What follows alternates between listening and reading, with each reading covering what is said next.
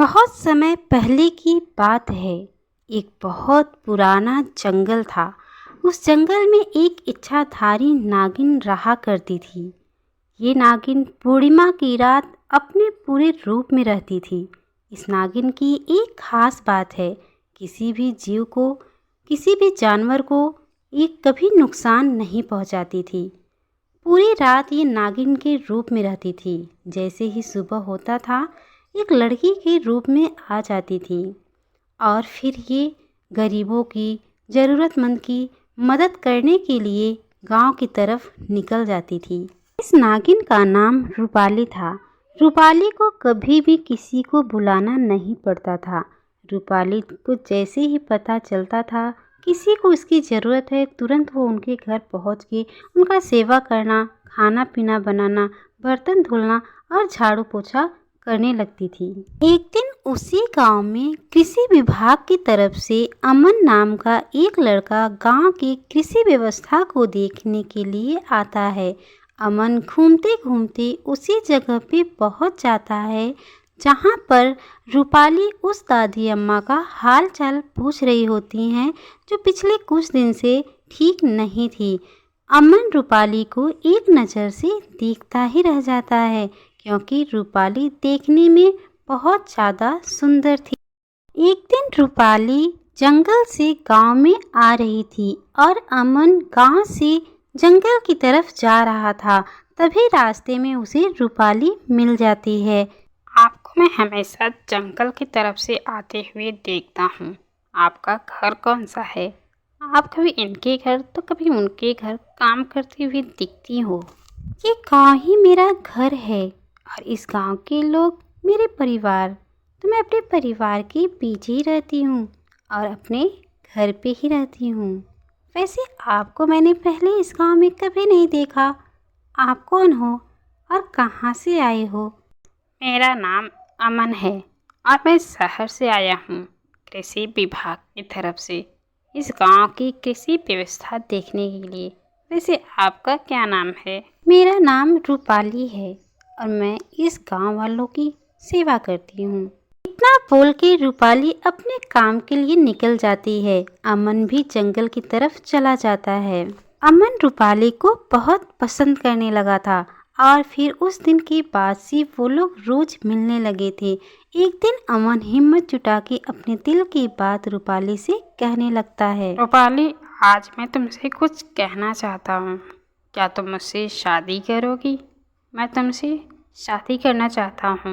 अमन की बात सुन करके रूपाली निशब्द हो जाती है, क्योंकि वो भी अमन से प्यार करने लगी थी। लेकिन वो अपनी सच्चाई अमन से कैसे बताए, इस चीज़ से डरती थी। कहीं वो सच्चाई बता दे तो एक अच्छा दोस्त ना वो खो बैठे। फिर अपने मन को समझाती है और सच्चाई बताने का फैसला करती है। फिर वो अमन से कहती है, अमन, मैं भी तुमसे बहुत प्यार करती हूँ, लेकिन मैं अपनी एक राज की बात तुम्हें नहीं बताई हूँ और मुझे डर लगता है कहीं तुम मेरी वो राज की बात जान गए तो मुझे छोड़ ना दो, मुझसे बातें करना बंद ना कर दो। तुमसे शादी तो दूर, कहीं मेरी दोस्ती तुमसे ना टूट जाए, इस चीज़ से मुझे बहुत डर लगता है और इसीलिए मैंने वो राज की बात तुम्हें बताई ही नहीं है। मैं इंसान नहीं हूँ। ये तुम क्या कह रही हो रूपाली? तुम इंसान नहीं हो तो आखिर कौन हो? किस राज की बात कर रही हो? मुझे सब साफ साफ बताओ। अमन, मैं एक इच्छाधारी नागिन हूँ और पास के जंगल में रहती हूँ।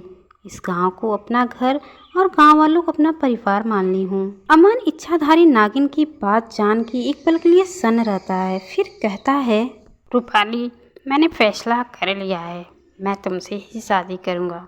अगर तुम भी मुझसे प्यार करती हो तो तुमसे मुझे कोई खतरा नहीं होगा। अमन, मैं भी तुमसे शादी करने के लिए तैयार हूँ। बस एक चीज़ का ध्यान रखना, तुम कभी भी मेरे नागिन रूप को मत देखना। मैं हमेशा रात को नागिन रूप रहती हूँ, दिन में एक लड़की के रूप में रहती हूँ। अगर तुमने कभी भी मेरे नागिन रूप को देख लिया तो हमारा प्यार तो ख़त्म हो ही जाएगा, तुम्हारी मौत भी हो जाएगी, जो मैं बिल्कुल भी बर्दाश्त नहीं कर पाऊँगी। मेरी बात का हमेशा ध्यान रखना अमन।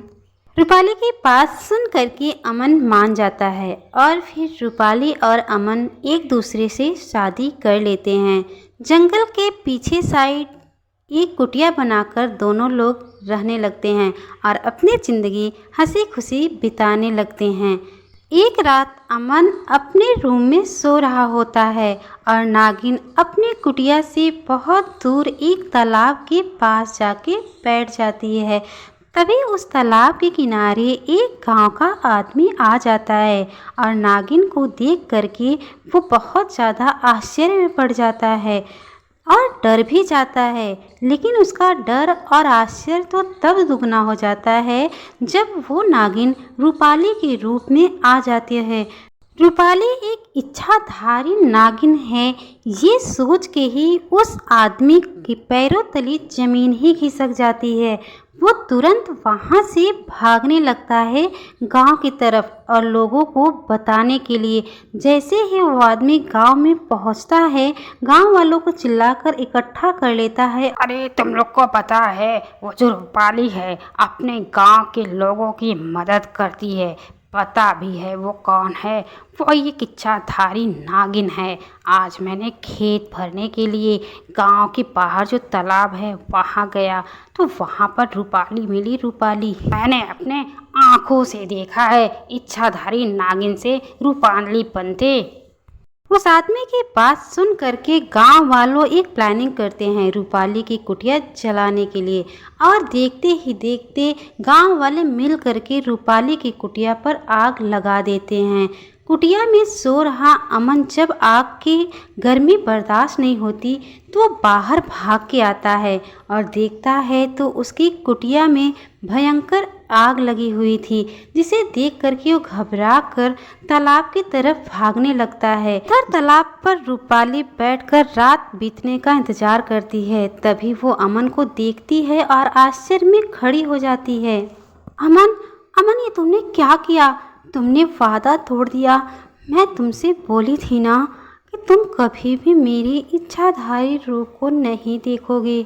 आज तो हमारा प्यार भी ख़त्म हो जाएगा और तुम्हारी मौत भी हो जाएगी। रूपाली मैं जानबूझ के नहीं आया हूँ। अपनी कुटिया पे गांव वाले ने आग लगा दी और इसीलिए आखिरी बार तुमसे मिलने आया हूँ। मुझे माफ़ करना। अमन, मैं इन गांव वालों को कितना अपना समझती थी, इनकी कितना मैंने सेवा की और ये लोग मुझे ही मारना चाह रहे हैं। इतना बोलते ही रूपाली अमन का हाथ पकड़ती है और फिर अमन और रूपाली दोनों साथ में ही तालाब में कूदकर अपनी जान दे देते हैं। और तब से उस तालाब का पानी ना तो कोई पीता है ना सिंचाई के लिए कोई ले जाता है। कहा जाता है कि मरते समय रूपाली श्राप दी थी कि इस तालाब का पानी जो कोई भी टच करेगा वो पत्थर का बन जाएगा। तो फ्रेंड्स, हमारी ये कहानी आपको कैसी लगी हमें कमेंट बॉक्स में बताइएगा।